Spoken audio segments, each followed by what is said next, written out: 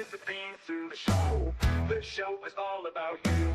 Not Jeff, but you and your story. Because everybody has a story with Jeff Seltzer.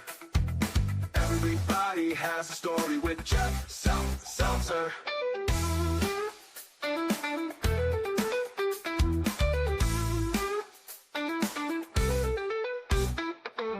Brought to you by JeffSeltzer.com. Hello and welcome to Everybody Has a Story with Jeff Seltzer. I am your host, Jeff Seltzer, and once again, I am excited to be here on the podcast. We've had a lot of really awesome guests over the last few weeks. We've had a little more wrestling than usual. Wrestling will come, wrestling will go, but as you guys know, I grew up as a wrestling fan. Lots and lots of wrestling in my history, so obviously I surround myself with like-minded individuals, all wrestling fans, or a lot of them, so we tend to skew a little wrestling heavy. But with that said, I do try to have some that are wrestling, some not wrestling. Some more coming up that are going to be outside of the wrestling realm. So more to come. I'm sure you'll be excited to hear who I have to talk to in the coming weeks. What I did want to talk about a little bit was, so myself personally, I don't drink coffee and I don't drink that much alcohol. So as a 47-year-old guy, I do need my caffeine somewhere or some way to kind of wake up for the day, I guess you can say. So I am, obviously my last name is Seltzer, so I am let's say a heavy soda drinker. Over the years, I've spent a lot of time in restaurants asking for sodas. And generally, when the waiter or waitress comes over and I'm like, hey, what kind of soft drinks do you have or soda? Usually they'll say we have Coke, we have Dr. Pepper, we have blah, blah, blah, blah.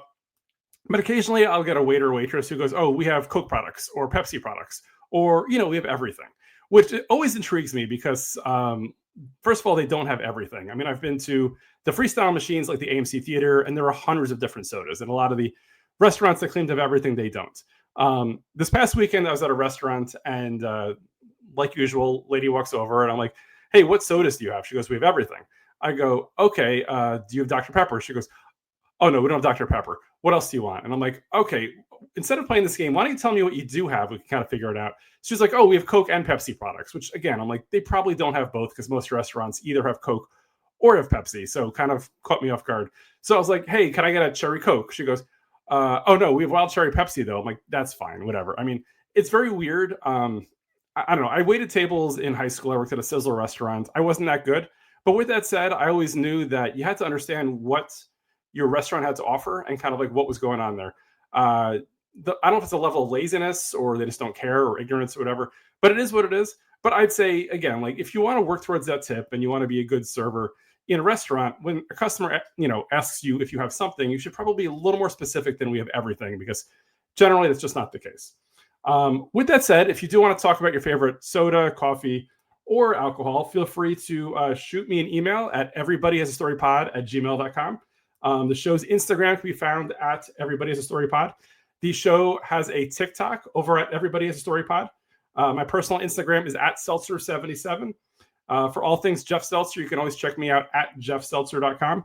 You found this show because you're listening to it or watching it right now, but please make sure to tell your friends and family that you can find the video version of this show on YouTube at Everybody Has a Story Pod or on Spotify. Additionally, we are audio only on those two platforms, as well as Apple, iHeartRadio, Amazon, Pandora, and pretty much anywhere else you can find a podcast. If you go to a podcast platform and we are not there, please shoot me a note, let me know, and I will see if I can get it added. Additionally, if you want to be a future guest, definitely reach out to me via one of my social medias or email directly at everybodyhasastorypod@gmail.com. We're always looking for guests, always looking for stories and topics, trying to learn as much as I can about everybody that's out there. So really, really intrigued and looking to find a way to use this platform to share your stories. With that said, I do want to introduce my guest for this week, Mary Kate Anthony. Thank you so much for joining and welcome to the show. Thank you, Jeff. I'm excited to be here. Awesome. Me too. So for those of you that don't know Mary Kate, it's a very interesting story for me in the fact that I've known that Mary Kate existed for probably 30 years at this point. It's one of those weird things, and it's not in a stalkerish kind of a way. It's kind of one of those things where I'm like I said before, a lifelong wrestling fan, and Mary Kate, I believe, is as well. We'll dig into that in a little bit.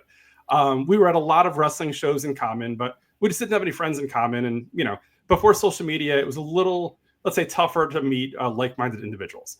So there were many shows that I've gone to that I recognized her, I saw her at. And then it was years later via a Facebook group, the Major Wrestling Figure Podcast, that we just kind of connected. She helped me out. She was super amazing, helped me out with something last year. And we've gone back and forth and communicated quite a bit over the last couple of years. With that said, that's probably a little more than the intro I wanted to give. So Mary Kate, if you want to kind of give a little background on who is Mary Kate Anthony, so that way the listeners know who they're listening to. Oh gosh, who am I? I don't know. Whatever voice in my head tells me who I am today. Nah. So like you mentioned, like yourself, lifelong wrestling fan. Grew up in New Jersey, was there until 2008. So I did frequent a lot of shows at Madison Square Garden, Meadowlands, then ventured down to Philly, ECW. I would, if there was something I could get to it, I was there. Made a lot of great connections as, going through that realm of, meeting people, and didn't realize I was networking at the time, I guess. And wound up, just being a fan with a camera at from 9 years old. All I knew is that I wanted to take pictures of wrestling, and then was very, very fortunate, was able to make the right connections to be able to go ahead and do that through ECW, some local feds, and then eventually Jersey All Pro Wrestling, and then Ring of Honor. Did a lot of the indies there. We come down to Florida for some shows and everything like that too. And now even like contributing to some stuff where even last summer, oh gosh, it's going to be 2 years. Wow, time is flying. 2 years ago when they were hyping up the Samoa Joe CM Punk match for the Owen Hart Memorial Tournament on AEW programming, they used my photographs from the show. So, a lot of my stuff is still coming out there, and have some stuff coming in the works, hopefully later on this year too, which, we could get into later as well. But yeah, that sums me up. Just a girl who had a camera and loved wrestling, and that's just who I am. Awesome. So first of all, thank you for sharing, and definitely a lot to unpack there. And I'm sure over the next, over this episode, we'll get into a lot of those things. So in previous episodes, I have had conversations with a friend of mine who I work with, who is a photographer, and I've also had a episode with another woman who is a passionate wrestling fan. She lives out in Cassidy. She's a huge AEW fan. Okay. Now, to find a woman, now again, I don't mean to, gender here, but, females in wrestling from a fan perspective, I mean, you go to any wrestling show and it's usually 90+% male. So for me, I'm always intrigued to find out like what that 10% or 5% like is interested in, or kind of like what gets them in. And the fact that, again, you're both a photographer and your work's been used in lots of different things, action figure photography, I'm sure action cards, all sorts of different things. Yeah. Additionally, just, being a longtime fan. So if we could take a step back and think back to like your early memories. So you said you grew up in Jersey and you did eventually go to shows in like New York, New Jersey, and Philly. What is your first, let's say, wrestling memory, and like what got you into it? Like what kind of gave you the bug? So I'm a rare breed because, like you mentioned, female wrestling fan. Used to get a pretty bad rap. Now we're actually, kind of cool now, and yes, getting out there and getting more vocal, especially in the social media and content creating scene and everything too, which is awesome. So my earliest memory, I had to have been 3. Yeah, I had to have been almost like 3, maybe going on 4 at that point in time. Oh, wow. So like as far back as I can remember, I lived in West Orange at the time, and my household, it was my great-grandmother, my grandmother, my mother, and myself. Oh, wow. All wrestling fans. 4 generations of Mary Kate's watching wrestling. Yes, that's great. I am a 4th generation female wrestling fan, which is pretty wild. Yeah. Yes. And so my great grandmother actually used to go to Sunnyside Gardens. Okay. And I don't know if you've seen it or heard about it. There was a documentary that was put out a few years back called 350 Days, I think, or just 350. Okay. Pretty much just basically summing up the amount of days that the guys used to be on the road and all that stuff. So I'm watching it during the pandemic, and then all of a sudden I'm like, whoa, those faces look familiar. I called my mom into the room. I said, because I used to call my great grandmother mom because I couldn't say great grandma or whatever. So I'd be like, Ma, is that mom? And she was like, and that's your Uncle Junior right next to her. And I'm like, oh my goodness. So I saved it. I have a picture where she's right there, Sunnyside Gardens, sitting right there in the front row, which is so, so cool. So in her later years, she wasn't going to the shows or anything like that. She was getting up there in age. And I just remember she would watch, have the little TV that was on the tray that, that cart that would go around the house. So either going from the kitchen to here to there. Yep. It was in her bedroom. And like, I want to say like Ivan Koloff was probably on, and she would just get so mad and she would spit at the TV, and she was one of those. So, that whole fandom stems from her. And my mother wanted to take me to my first live event, and my grandmother was like, "You can't take a little girl to that." And she was like, "Nope, I'm taking her." And so we had gone to Asbury Park Convention Hall. Okay. My grandfather went up because he was living down Seaside at the time, and he went up to Asbury, went to the peanut shop, which is where you would always buy the tickets, not even the box office. It would be the peanut shop, which was right across from the box office. Nice. Bought tickets, and it was my first show. I want to say it was like August of like 81 or 82. So Bob Backlund was world champion. Okay. And little things I remember on that show was him. He was main event. And after the show, I got to meet him, and like It was after he buzzed, his hair was buzzed, and he like tousled my hair. He goes, "I used to have red hair just like yours, but they kept pulling at it, so I had to make sure I stopped them from doing that." And I was like, "I'm never gonna wash my hair again. This is it." And I was thankful enough to encounter Bob years later and be able to talk to him and tell him those stories, and it was just super, super cool. And then I just got hooked, not realizing there was like wrestling going on, 10 minutes away from me in high schools and everything like that. But, as I was growing up some more and more, everybody else was like, "Oh, she'll grow out of it. She'll grow out of it." Never was. Like, some people will like go out of it and come back. I never left. So I sat through all the times, good and bad. But if there was something out there, AWA, world class, didn't matter, UWF, US, like anything, WWF, anything, I would watch. I would consume everything I possibly could. That's amazing. So first of all, thank you for sharing. And again, at that age, or years ago, meeting a pro wrestler, like I remember the first time I met a wrestler, I was just blown away, right? This is somebody you see on TV. They're like a rock star, basically. You see him in person, and you're like, how is it that this person who's like, in our eyes are world renowned, whatever else like that, we're meeting them. I mean, and Bob Backlund is a legend over the years. Like, he's well known. And he came back multiple times. He's just, he's had the longevity. Question for you, because you had mentioned that, like, obviously 4 generations of your family were watching wrestling. And in like the early 80s, late 70s, or whatever, obviously wrestling was, let's say, less exposed than it is today. Do you get the sense that your great-grandmother thought it was, let's say, a real thing at the time, or did she understand like what it was? I think for that day and age, that time, I don't care if you were 2 or 102. I think because of the realness and the grittiness of everything, I think everyone believed. Sure. So for the fact that she's sitting at a TV set spitting at Ivan Koloff makes me think that, she because it wasn't like where later on they came out on TV and said, "Oh, well, this is sports entertainment, and this is this, and this is that." Right. So I feel like until that happened, you didn't realize it. Right. You would get teased or whatever, in school for the people who didn't like it. "Oh, that stuff's fake." Yep. All right, well, tell me how fake this is. And then I put a girl in a chicken wing submission. I'm just saying. Right. Yeah, I once got into a fight, I think, in middle school, and I tried putting a guy on a pile driver. It didn't work out so well for me because, I didn't realize how the move had to get executed. But I mean, I was probably like 11 at the time. So what can you do? Same. Yeah, it is what it is. Okay, so that was your first live wrestling experience, which again is amazing. I mean, I'm sure you probably did also years later. I saw a bunch of ECW shows there as well. Yes.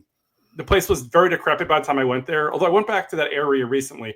Convention Hall is still not looking great, but like the whole area around there looks fantastic, which is a resurgence for the area. Yeah, it's so different.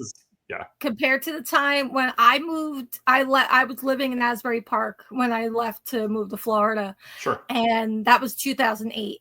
And that was before the big, great remodel and, beautification of Asbury, bringing it back to its glory days. Like when I went back here, I was like, what?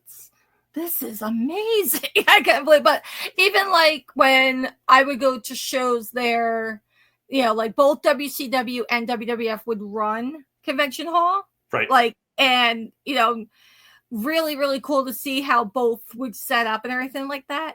And then later on when ECW was running there, and then in, what was it? It had to have been 2005.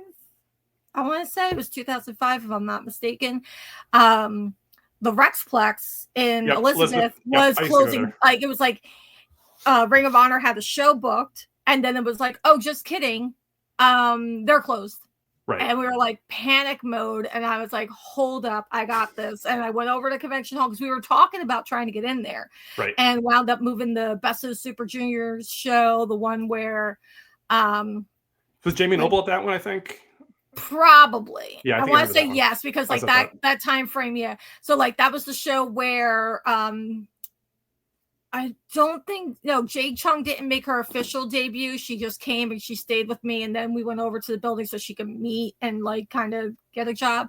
Yep. But it was the show where you have still the culmination of the Punk and Jimmy Ray feud going on, where Jimmy took the cheese grater against Punk's straight edge tattoo on his stomach.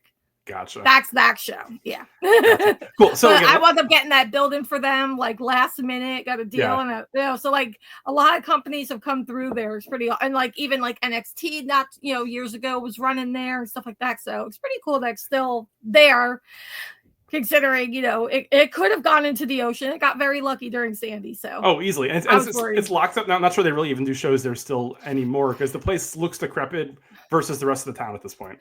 Yeah, I think it's just been left over. Like, isn't it just where Springsteen just rehearses more along lines than anything else, pretty much? Yeah. Yeah. So a lot that we got into there. So first of all, obviously the Rexplex in Elizabeth, New Jersey. I do miss that because I went to a bunch of Ring of Honor shows there. But let's back up a little bit, because you talked a little bit about how you got into the business. So I'd like to kind of like slow burn into kind of like how you stepped in and kind of became part of the wrestling industry. So early 80s, you went to your first show. Eventually, obviously your love of wrestling, and you got into photography. So were they like neck and neck? Did you kind of learn photography elsewhere and then kind of adapt it to wrestling, or kind of like how did that come about?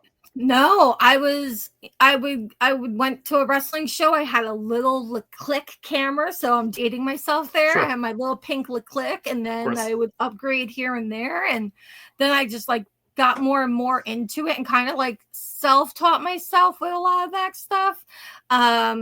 And then more and more, and then, especially like at the Garden, I got this really good picture. And we had made friends with the Rosati sisters, who used to sit front row at all the Garden shows. They were on the original Raws as the Oink X. Or no, they were on the Bobby Heenan show on Primetime Wrestling as the Oink X.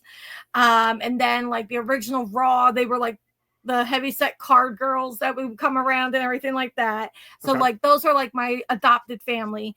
And Diane, who was the dark-haired one, she had black hair. She actually did photography too, so she taught me a lot. Nice. And then that's when I met who we refer to each other as sisters. I met Marcy, who was Bret Hart's personal assistant for 25 years. Nice. So a lot of that, just like fall backwards into kind of stuff. Be like, oh, I got this really great picture. If you want it for Bret, you can have it. Okay, cool. And then, talking here and there and stuff like that. And then just taking those photos on my own and everything like that really helped. And then just like spreading them. Oh, here's the security guard. Can you go get Bruce Beefcake to sign this? Yeah, sure. No problem. And he would bring it back. And then like, it just evolved. It just steamrolled. How I got in officially, I honestly, it just happened. It wasn't like there was a job interview and I went to it. It was more so like, by the time ECW rolled around, I was toward like senior in high school. So were you at ECW, around ECW like when it first started, or like did you get in like eventually like a few years into it? I missed. So the first ECW arena show just was 93, right? May of 93 in the arena, right? Yes. So that was May of 93 in the arena. My first show was the first November to Remember in 1993. Okay. So basically I was at Paul Heyman's third show for booking. Nice. And at that point, were you there as a fan? Were you helping out? Fan. Like, No, okay, you as a fan. was a fan. And the thing was, and the timing of it's pretty wild because they just did the Dark Side of the Ring episode on him was Eddie Gilbert. Right. Huge Eddie Gilbert fan, right? So I would call the wrestling hotlines to listen to, like, here's the results from this show, or here's the scoop on this, or anything like that. I'll never forget that, I would call this number to get this weird guy, who knows who he was, but it was Coach Kirk's wrestling hotline. I'll never forget it. And he would talk about how Eddie Gilbert was wrestling in Philadelphia. And by that time, I was down Seaside. And I'm like, how far? Philadelphia's not that far, right, Mom? No. We could go out there. But the thing was, where's the ECW arena? It's not on the map. Right. Where am I going to find out the address? And there's no GPS at this point either. There's no GPS. There's no internet. No MapQuest, nothing like that. Right. I can't go Google where's the ECW arena or just drive around Philadelphia and ask for it. Right. So yes. They would just keep, we keep hearing how Eddie Gilbert was wrestling there. And I was like, man, I gotta get there. And then he left next September show. October. So another weird thing. And you'll see, and it's still today that I'll get these creative things and all kinds of stuff when it comes to my photos or just graphics or anything like that. My creativity just never died when it came to wrestling, I guess. It just evolved. I would go, this was 91, 92, I guess.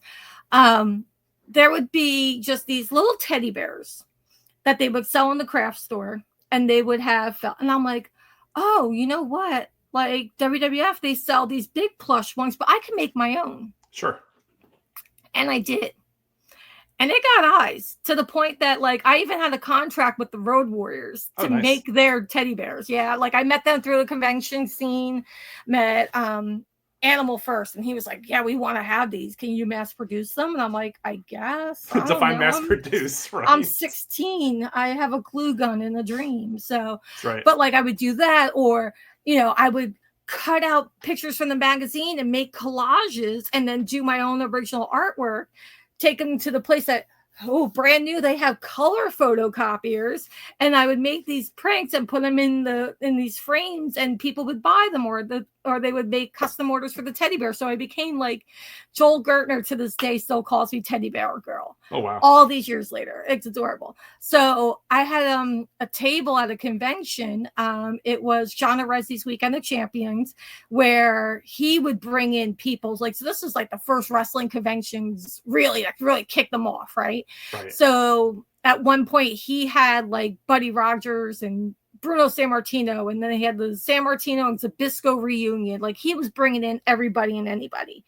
So it was October of 93. We went to the convention. Everything was cool. I had a real successful weekend when it came to making money. And they had wrestling shows going on.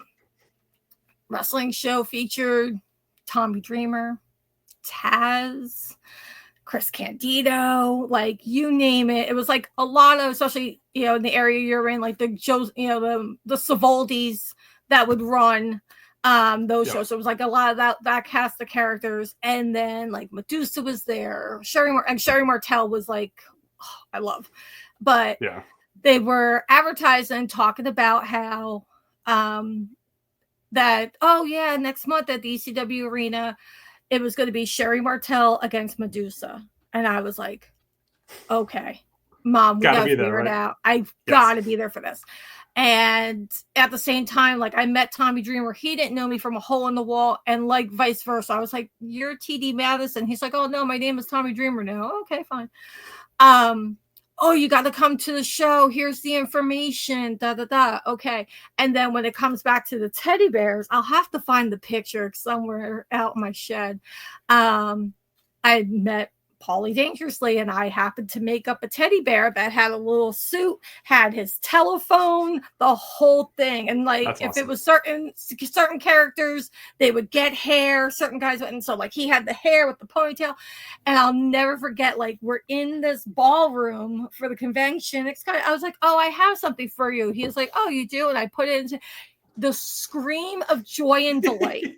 It was so sweet, so pure. And he was like, "Oh, are you coming to the ECW show?" I'm like, "Everybody's telling me to come." He's like, "You got to come. You got to come. You'll have a great time, blah, blah, blah." Okay, how do I buy tickets? You call this number, you get the tickets. Okay, right. Fine. So we did that. We went down and did that. And from the moment I walked in, I was like, I'm home. I found my people. Like this is it. Like, this is it. I never looked back from walking in there day one until walking out of the Hammerstein Ballroom in 2001. If I could get there, I was there, but I never missed an arena show. So I was at every ECW arena show from the 1st November to remember until that December 2000 show. Nice. So first of all, thank you for sharing. That was a lot, and definitely appreciate everything that you experienced and you walked us through.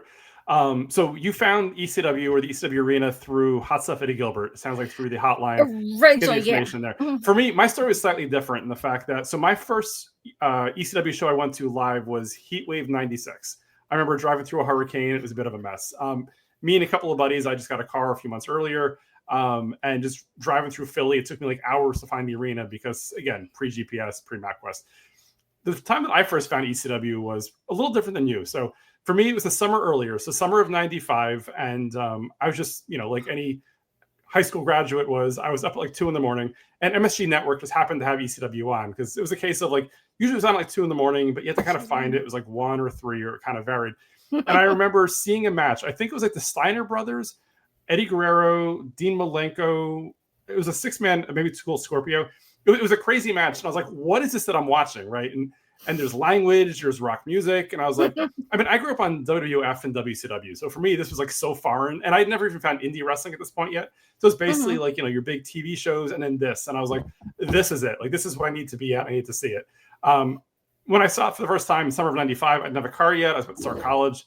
No opportunity. But a year later when I had a car, I was like, this is it for me. So then from summer 96, Heatwave 96 was my first show, which was insane. It had, what was it? This was around the time when like Tommy Dreamer was getting dropped from like every single roof that they could find through everything. Yeah. This was the steel cage match, I think. Yeah. It was Stevie Richards. It was Dr. Death in this one or Terry Gordy. One of them was in this one, I think.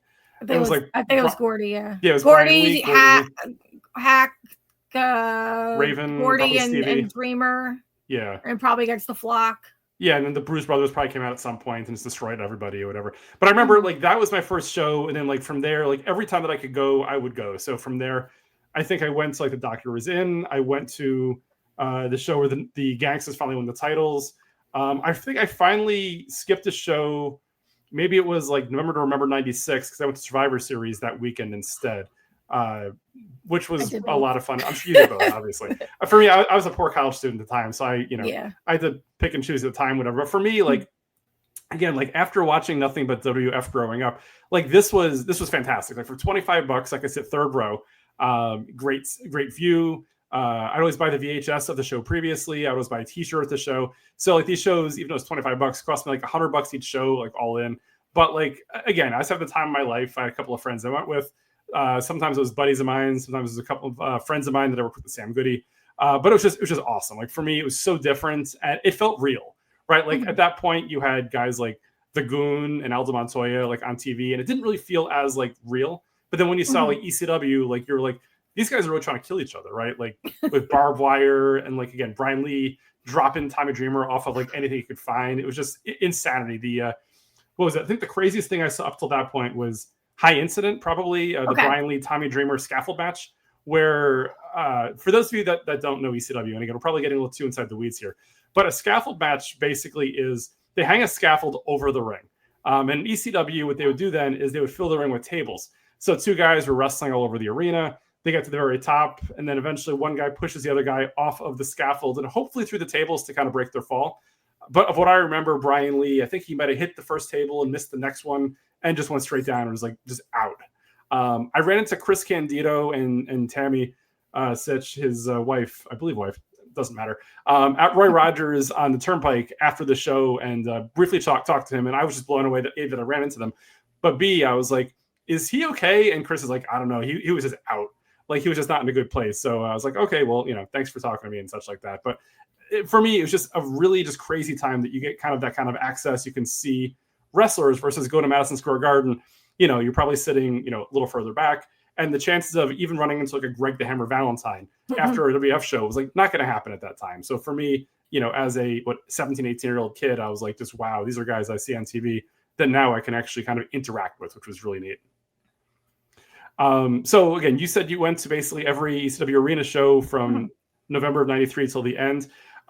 At some point, I know we've talked about it a little bit before, like I don't know if you officially or unofficially worked with them, but you traveled with them. Can you take us through some of like your stories or experiences in terms of like behind the scenes stuff with ECW? Oh gosh, yeah. So yeah, still that was more of like it became more of a voluntold kind of situation when it came to things. Sure. But hey, you're here, you have a good rapport with people. Here's what's going on. So I was a chain of all trades when it came to that kind of stuff. So come down, it would get to a point where there was always the same people. So there would be one woman, she would always be driving certain people. She had a minivan and everything like that, so she could pile in a few people in her car. Then there was my dear friend, Sweet Damien, but it would be like Shane Douglas and nobody else. So like Shane would ride with him and nobody else. He's like, nope, like I'm with Day and this is that. And he was with them the whole time. So then there'd be times where there was another woman she was originally from Delaware. She would go a lot of the Baltimore WCW shows and things like that. So she had a good rapport with a lot of the guys who were coming in, like Arn Anderson, but she knew like Terry Funk forever. So like Terry and Dory would ride with her when he would be up. Like people had their people. And then there'd be, I'm trying to even think like the first time they even had me pick somebody up, it was kind of like maybe only knowing me a couple months and be like, oh, can you go grab so-and-so from the airport? Okay, yeah, sure, no problem. We'll slip you some money for gas or parking or whatever. Okay, no problem. And I thought nothing of it. And then it became more and more like, so for example, like when Jericho came in, I like automatically I was like, okay, like I was a huge Smoky Mountain fan for him. Like I knew of his stuff coming up in Calgary a little bit. And I was like, oh my God, Chris Jericho's here. So the first night he rode with Kathy in the van because she picked up at the airport, took him to the show. I met him after and I was just like, this is my guy from here on out. And he'd be like, oh, are you going to the New York show or whatever tomorrow? I'm like, yeah. He's like, so can I ride with you? And I'm like, yeah, sure. And a lot of times I would like, a lot of the girls would ride, like me and Beulah were like inseparable for a long time too. And everything like that, just little things. And then me and Mikey Whipwreck, like Mikey, I first met even before Mikey Whipwreck existed because we'd run into each other like at, Manhattan Center for Raws, and then he was doing ring crew for that convention I mentioned before, and we had met and talked there, and then next thing I know, I'm like, oh, you're putting up the ring here too? He's like, yeah, I might actually wrestle next month. And I'm like, whoa, that's awesome. And like just hit it off, and then like there were many miles put on many cars because of him, but it was fine. It was, and it worked out well, and like I would have, some good people I would always ride with. And then sometimes, I don't know if you ever went to any of the Jim Thorpe shows or not. I never did. Up on the mountain. Okay. Up on the mountaintop. That was a fun, so sometimes it'd be like, okay, now you've got Rob Van Dam, Sabu and Fonzie and Luis Piccoli in the car. And I'm like, all right. Here we are. Me and my cloud are heading back down the Pennsylvania Turnpike and we're A-okay. Nice. But so, and then I'm taking pictures, and I remember when I would, at the next show, I would have, because I would always get doubles when you get them printed out. Yep. I would get doubles, and then like, oh, here, Tommy, here's the pictures from your match. Oh, thank you. And then it got to the point where I gave Paul some photos, and he was like, do you have more? And I was like, yeah. I'm like, from like these shows? Or he was like, I want every photo you've ever taken of me in my career. Oh, and like I had stuff from WCW, and I was like, yeah. So like even like on his DVDs and stuff, like when you're watching the WWE programming, it'll say like from the personal collection of Paul Heyman or whatever. A lot of those are my picks. That's great. Yeah, so it's like pretty wild. Same thing. There's some stuff here and there. I'll be like, oh, that's mine. Don't say my name, but it's okay because I'm not one of those people who are going to go and sue over it. No, you know, right. like it's just my personal like, hey, that's pretty cool that they even thought of me to have that included. But and then same thing like Taz, like I was terrified of Taz, so I'd be like, Tommy, can you ask Taz to sign this or whatever? He's like, Taz would like a copy. And I'm like, oh, okay. And I'm like, yeah, sure. It was like this picture leading into Ultimate Jeopardy 94. So it was like, I remember like Taz Hawk. Gosh, who else was in this picture? I had signed by everybody. And it's just like, awesome. So cool. Like the way it was like all standing. Taz was like, I'd like to have a picture of this. Okay, yes, sir. And, just wound up making some really good connections. And then with the photo thing, Paul would be like, oh, you should give, because Gabe Sapolsky was running the newsletter. Right. He's like, give Gabe some photos. Okay. Paul said to give you some photos. He's like, yeah. So, little thing here. And it just, oh, here, stop paying for a ticket. Nice. Here's a badge. Use this to get in, and we'll just add an extra chair at the end of the row for you. Very cool. Okay. Nice. That works out nicely because I always wanted to do ringside, but it was always a case of Paul was like, I'm a little worried about you doing ringside. I'm worried you're going to get hurt. Right. Okay, fine. I got hurt more on the other side of the railing than I did than I probably would have ringside, but it was fine. Like, and it just happened. It steamrolled. And my best friend from high school, like, she was not a wrestling fan, and I got her into wrestling to the point that I'm like, oh, you should come to ECW shows. Remember, you liked Shane Douglas. You thought he was cute in WWF. Maybe you should come to the show. You can meet him. Like, he's a real person. You can meet him. He's so nice. Oh, okay. She came. And she wound up because she would sit with me for a while, and then like I was allowed to sell my photographs, but I wanted to take pictures. So she was like, well, I'll sit back here at the table and do it. Right. And then Dreamer would be like, well, hey, while you're back here, could you do our merch too? So she wound up becoming their merch girl. Nice. For the longest time. So yeah, it's like, so to the point that, at one point she was married to Wild Bill Wiles, Bilvis Wesley for a bit, had 2 beautiful boys with him. And, unbelievable. Like, it's just so weird. This girl had no idea what wrestling was until, I'm like, hey, like, watch it with me. I don't want to go by myself. It just takes that one gateway sometimes, right? Someone to say, hey, why don't you, come on in and see it, and you're hooked. Is how it goes, right? I mean, she doesn't still watch. Sure. Like, it's not that if it like pops on, she'll maybe turn it on. She'll have no idea who half the people are today anyways. But, now I gotta be like, oh, hey, now like most of our conversations stem from, oh, XYZ died. Oh, no, so it's like, oh, yeah, it is. It really is. But yeah. So one thing that you mentioned there, I thought was funny. So you had mentioned, getting injured, obviously sitting in the crowd as opposed to walking around. So a story I told a few weeks ago, and this is my own personal story. I think it was June of 98. It was maybe Out of Respect 98 or something like that. And it was a match between, it was Spike, Tommy Dreamer, and the Sandman against the Dudleys. Spike drinks a beer, falls down, throws his beer can in the crowd. I catch the beer can somehow with my finger in the hole of the beer can. Somebody like 2 seats away tries to rip it away from me, slices my finger open. I needed like 4 stitches in my finger that night from it. I was just gushing blood. It was insane. But you're hardcore. I absolutely, I'm hardcore. It makes for a great story, and I got a scar on my finger now, which is, I guess, great all these years later. So it's one of those things where I look at it as that. Years later, my first Ring of Honor show, and I told this story a few weeks ago as well. Death Before Dishonor 2003. I took my now wife, girlfriend at the time. We sat first row center. I didn't tell her, I guess, some wrestling etiquette, let's say. At one point, Masada, a hardcore wrestler, reaches over to grab my wife's chair. She doesn't get up. She's like, this is my chair. I'm not moving.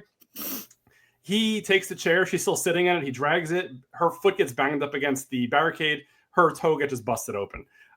So it's like, at wrestling, whatever. Obviously, I love sitting up close, but at the same time, there is some risk sitting up close, which you don't walk into it thinking like, you don't go to WrestleMania think you're going to get busted up, but when you go to an ECW or an indie show, anything's possible, as I've seen. Absolutely. I mean, even at WrestleMania now, you can get run over if you're in the front row. That's so true. Better watch out from Steve Austin on his 4-wheeler, right? Gosh. It's crazy. Yeah. I did want to ask you also, I got 2 more stories, and I think we'll probably call it a night. But first one was, I think recently, and keep me honest in this one, was one of your pictures used on a recent CM Punk action figure packaging? Actually, two. If you want me to grab them, I could actually put hands on them. That would be great. Yeah. Hang on. Yeah, I'll keep talking through it. So again, Mary Kate's done a lot of photography over the years. Years ago, just for fun. Eventually through ECW, and then more recently, obviously through Ring of Honor, and just whatever else beyond that or whatever. So one story that I saw in the Facebook message group that we're both in is that. So when CM Punk, I think this is an AEW figure. Is that correct? It's an AEW Luminaries figure of his time in Ring of Honor. Yes. So if you want to tell a story or show it, feel free. This is your story to share. Yeah. No. So it oddly became two figures, which is crazy. So there's the common figure that is going to be more mass produced. And then there is the Chase figure, which is going to be more rare and harder to get. This is going to be a 1 of 5,000. I had no idea until, I saw that they were doing the figure, and originally when they were doing like the graphic as the coming soon, the picture they used of him in that whole little storyboard was like him in IWA Mid-South. And I'm like, what figure are they doing of him? Like, that's not right. Yeah. Are they just trying to find, and I'm like, whatever, it doesn't matter. I'm like, nobody is one of the vice president of digital over at AEW, Jeff Jones, who I've known since back in ECW days. Judge Jeff Jones, the old referee. Judge Jeff, right? Sid's manager, yep. Yes, exactly. And Mike Awesome's. Of course. So he had the photos from the Punk match or everything like that I gave him, and gave him some other stuff too. And I said, if you need him for anything else, feel free, just let me know and everything like that. So then the images for the people were actually, I want to say there weren't any on card photos yet, or somebody was getting them before. I want to say like somebody was finding them in retail before they were on ringside. Sure. Like it was a real rare one. Yes. And then I'm like, wait a second. It was one of those, Leonardo DiCaprio moments when you're pointing at the TV. So we'll see how good it comes up. So here's the first one. I'm trying to get it where this light. Let me see if I turn this light off at all. No, that's my computer screen, so it's not helping much. But this one here, this photo on the front here is mine. Very cool. So this is going to be the standard. This is the orange, the yellow basketball shorts he would wear that would have Punk down one leg and then Pepsi logos on the other side, or they could just be blue, white, and red swirls. Yep. Take your pick. But this is like the standard one. On the back, ironically, this is a picture of him from Jersey All Pro I took. I'm just trying to get this glare. There we go, maybe, if that works. This is the one here. It's actually from Jersey All Pro. And then on the back here, so this would be his basketball short look. So 2004-ish is where we're looking at these really in this case. Nice. And then this one, this made me laugh. So this is the Chase figure in the red shorts. Also with this one here, he wore this one in this gear he wore also. This is really depicting the CM Punk Samoa Joe 2 from the trilogy. So this was from Chicago in October 2004. So that's what this kind of depicts, because on his wrist tape, on his forearm, it says home. So that's what that one is there. Then this red one that he also wore is the Chase. And then if you see there, like the studio shot. So what's funny is in the actual photo on this one, his wrist tape's not white. They photoshopped it. It was red. Oh, wow. But they did it so it would match the figure, I guess, so they figure. wouldn't have to paint it twice. I don't know. Makes sense. So this is that one there. And then, Awesome. So that one's mine as well. And then the picture from the match. was shot from the other one. And then this is a match with Daniel Bryan, Ricky Steamboat on the back. But this is actually Wayne McCarty's photo. He's a photographer up in like the Minnesota Twin Lakes area and everything like that. Really, really talented, really super cool guy. And so he's got that one, because I remember Jeff specifically asking me if I had this, and I was like, no, this was before I made, this was the first Minnesota show. I made it to the second one. So got it. That's really cool. Pretty wild. And, came to be that I was in line at WWE World last year, met up with some friends of mine who go to all the shows. One good guy, Floyd Johnson, I always shout him out, amazing guy. And I was telling him about the Punk figure. He's like, oh, I have that. And I was like, yeah, I'm trying to find, it was the Chase. I'm like, yeah, I'm trying to find it. He was like, ship me your address. You need it more than I do. Oh. Well, how much? Wouldn't take $1 from me. That's and sweet. then I had been searching for this one, the standard, but since I don't know what happened, why they were so not in stores, or I guess because Punk's so popular. Target's also very weird with the distribution, so you never know what you're going to find. Yeah, that is true. Somebody in the Major Pile group was selling it for $20 shipped, and I was like, done, right? Wow. That's easy. Yeah. And I said 15? I mean, all you gotta do is say no. You know what I mean? And he said, you know what? It's for you. Absolutely. There you go. And unbelievable, super nice. Oh gosh, my brain. I want to thank him again, because my brain is just mush lately. That was Jesse Leonard in the group. Nice. He was more of a lurker and kind of now doing more and more, but super, super nice guy. Easy transaction, super great. But yeah, amazing. So I was like, oh, the irony of me having my photos on CM Punk. So that's really, really cool. I mean, that's got to be like one of those like, milestone bucket list things, like having your picture on. And again, CM Punk wasn't there very long, and having it on both of his action figures in that set there, which is pretty cool. Yeah, pretty cool, especially things with how much his time in Ring of Honor meant to Ring of Honor. I think it's pretty cool and everything like that. And he was always one of my favorite to photograph anyway there. And, we had a really great rapport and friendship back then. So, yeah, nice. It's pretty special to have. It's just the irony of it. It's just hilarious that, like, my first action figure, I get 2 and they're both him. But, yeah, I had goals set out that I wanted to do and everything like that. That was one. I was like, I'm never going to get that. Right. So that's pretty cool. That's amazing. So one last story I wanted to ask you about, and this is one that, I mean, for myself, I've always been just kind of like super curious about. So sure. You mentioned earlier that you were friends with someone in, let's say, Bret Hart's either family or circle, or whatever else like that. Yes. A bunch of years ago, I think either on Peacock or back when the network was a thing, there was a whole documentary about a match with Bret Hart, and I think the guy's name was Tom McGee.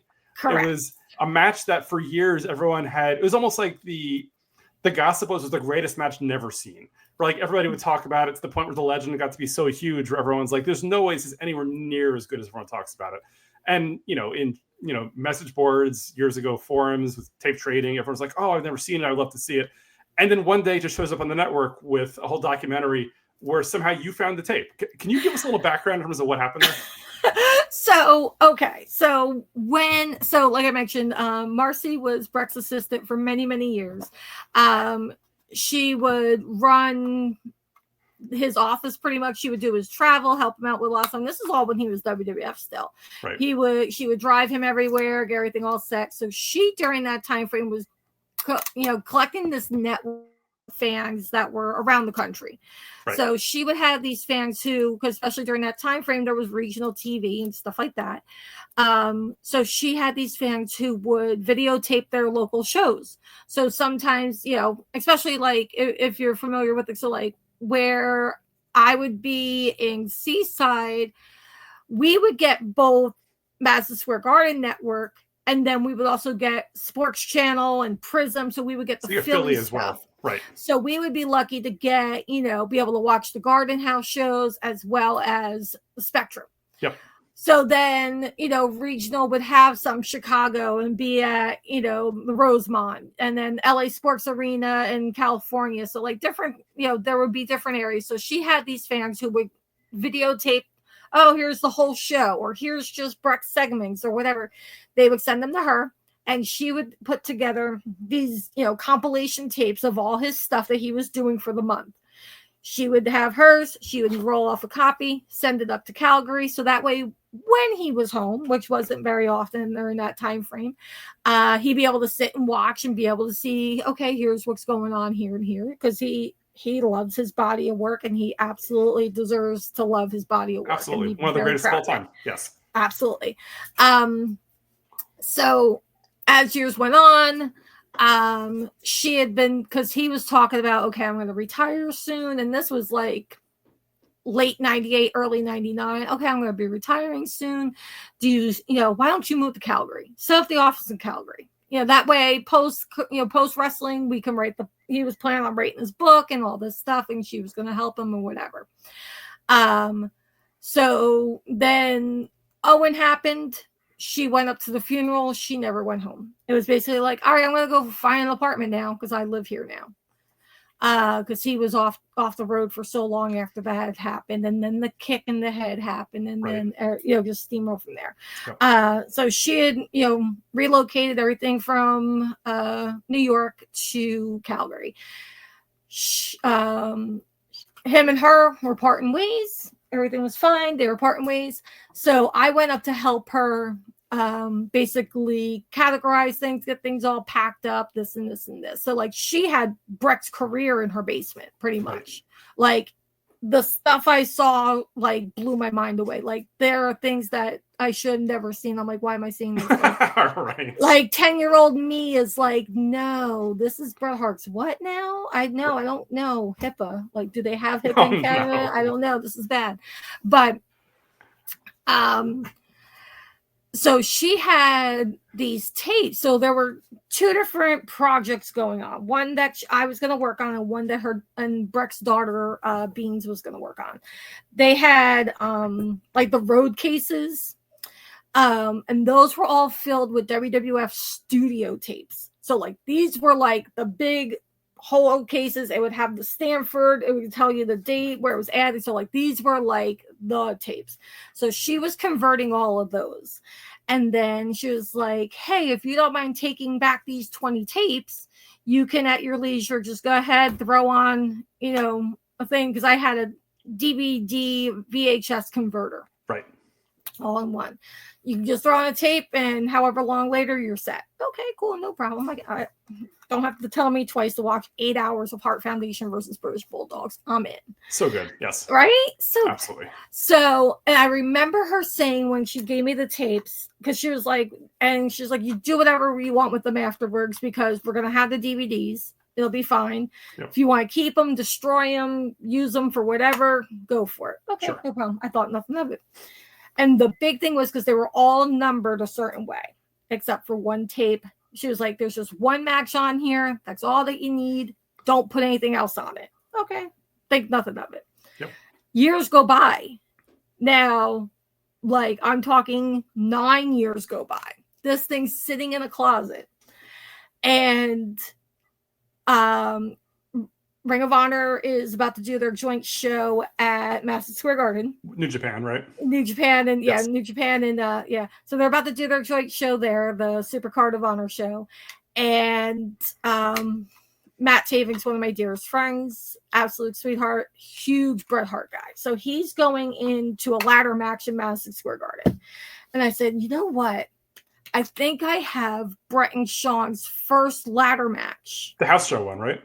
Was it? I think it was that. Something like that. It was a house. It was Bret and Shawn. And I was like, I have that tape. Let me go grab it. And I'll, if you want to watch it or whatever, to, get some ideas or whatever. So I go through, and the first thing that's on the top of this, like, it was like this whole bag system that was all together. And the first one up top, it just said, Bret versus Tom McGee, and then this weird date.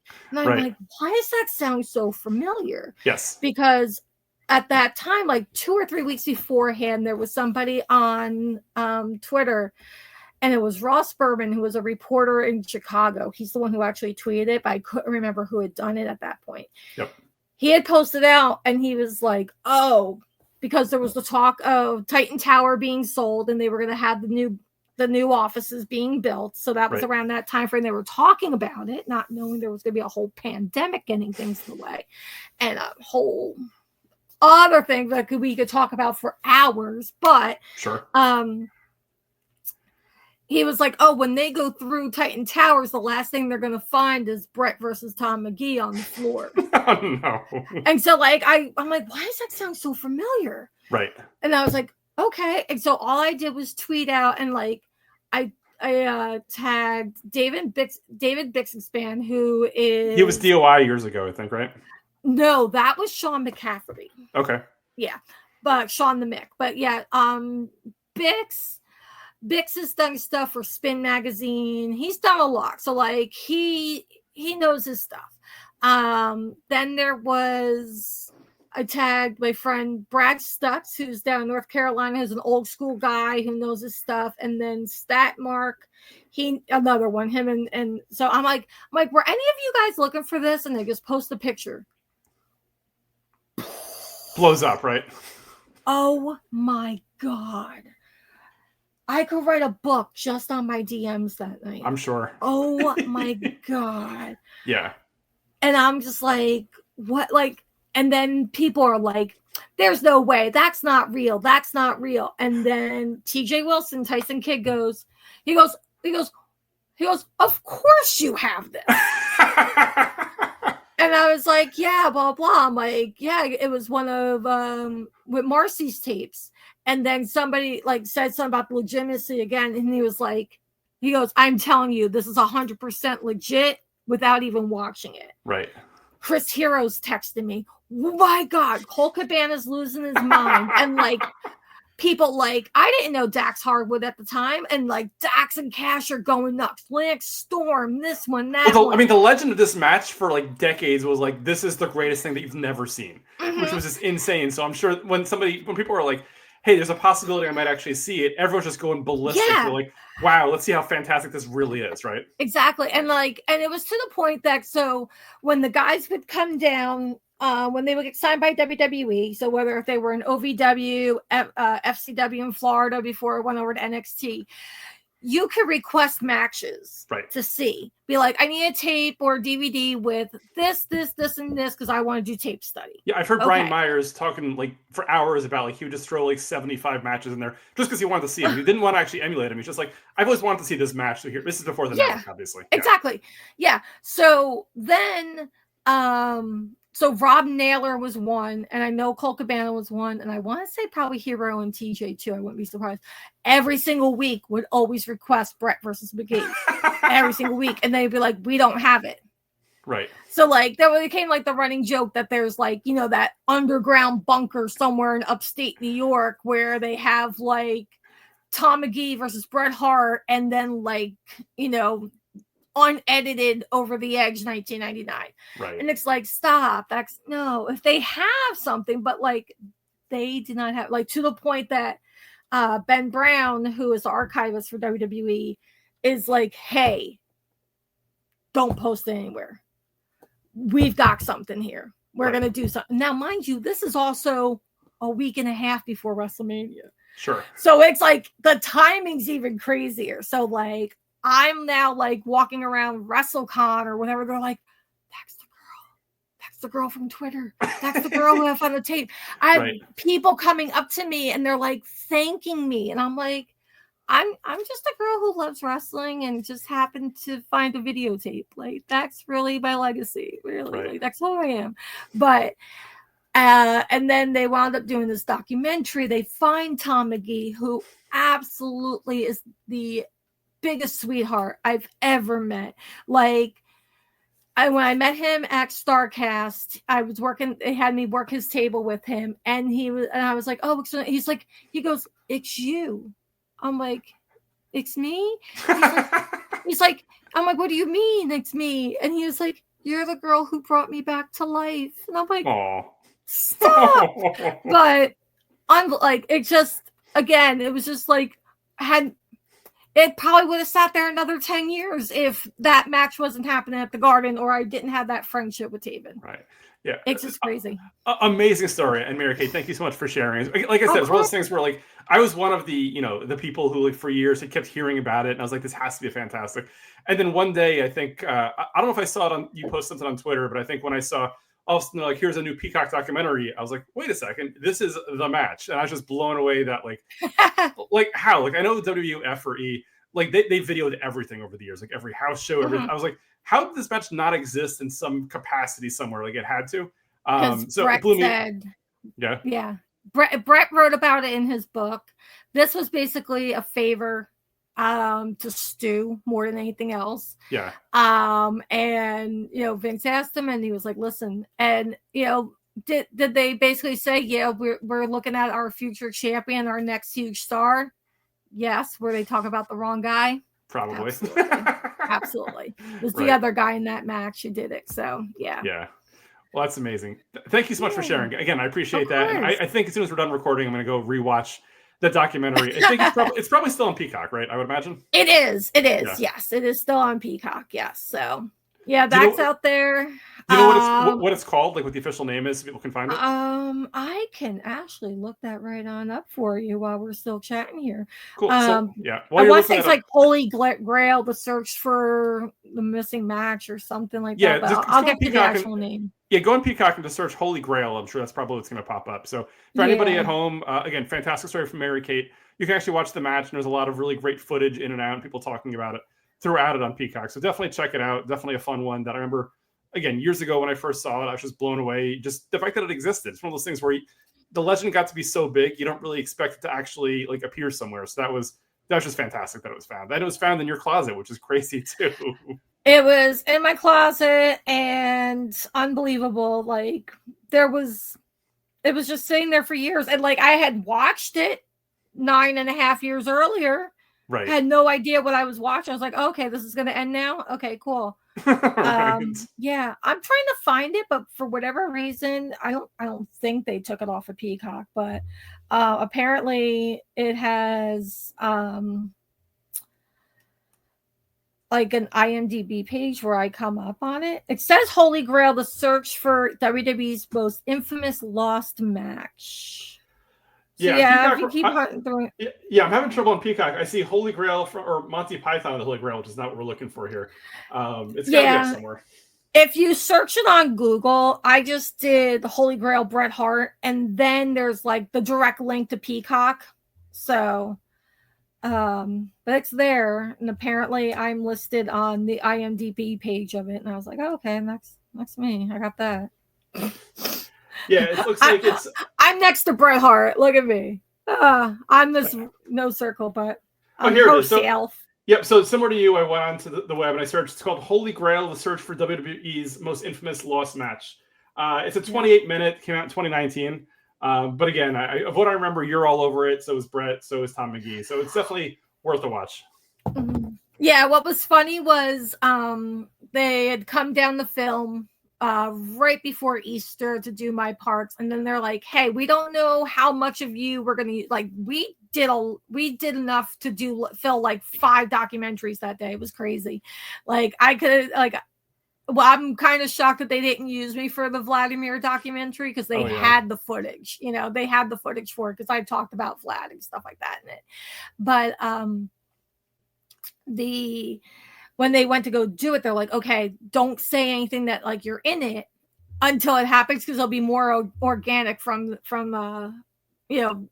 the internet being all excited.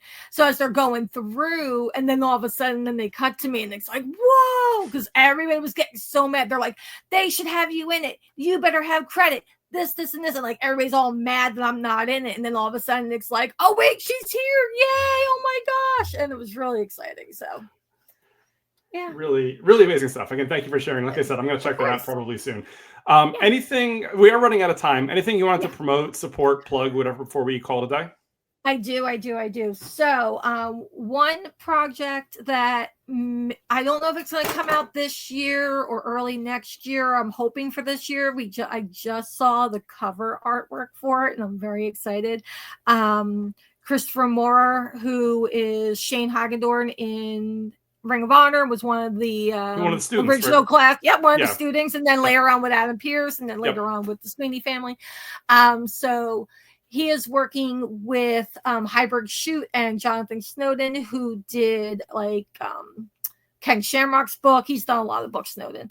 So he's done a lot of that stuff. So there's going to be a history of Ring of Honor book coming out. Nice. Awesome. Hopefully later on this year. I'm not sure exactly the time frame on it, but there will be a lot of photos I'm contributing to it. So I'm very excited and very proud of that project because Ring of Honor means a lot to me. Cool. And then something else. I've been trying to work on it, and then life got in the way and everything like that. But I think I'm going to try pushing myself. A lot of people have said, hey, we would support you if you did this. And hey, where can I see more of your photos? And especially with ECW being just my heart and soul for so long and have brought me everything I have. I am putting together my own book of ECW photos. Awesome. That sounds really, really great. Looking forward to seeing it. Yeah. My plan was to just self-publish and do everything through Amazon and get that all done and everything like that. I've had some people kind of yell at me and say, no, you need to get backing on this and do it and find a publisher. I'm like, I don't know any of this stuff. So I want to aim for later on this year, health stuff aside. If that could happen, awesome. If not, maybe this time next year, maybe WrestleMania-ish next year. Nice. Who knows? But that's the plan. Cool. Well, definitely keep me in the loop on that. Any social medias or anything you want to plug before we move on? Sure. So on social media, you can find me Twitter, X, all that fun stuff, complaining about something, or plugging anything Matt Taven has, because that's my dude. I'm there as Mary Kayfabe. You can find me there. Instagram, I try to my best to post photos. I know if anybody should be using Instagram more, it should be the photographer, right? Instagram, I'm MK Anthony.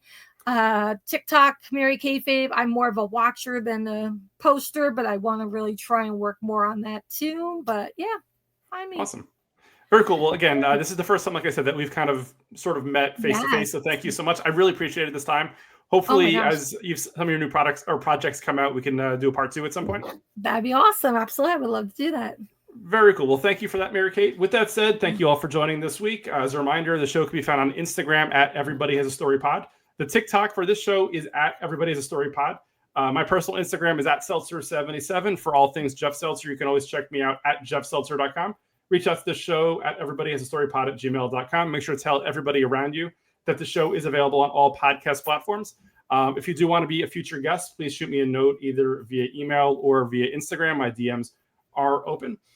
With that said, I want to remind everybody that, again, per random data we are the number 45 podcast about food courts, the number 27 podcast about wrestling collectibles, and the number 16 podcast when someone searches Everyone Has a Story. So probably competing with Stephanie McMahon's podcast, but that's where we are today.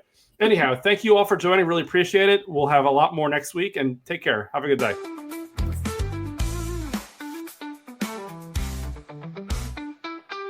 Everybody has a story with Jeff Seltzer. Everybody has a story with Jeff Seltzer.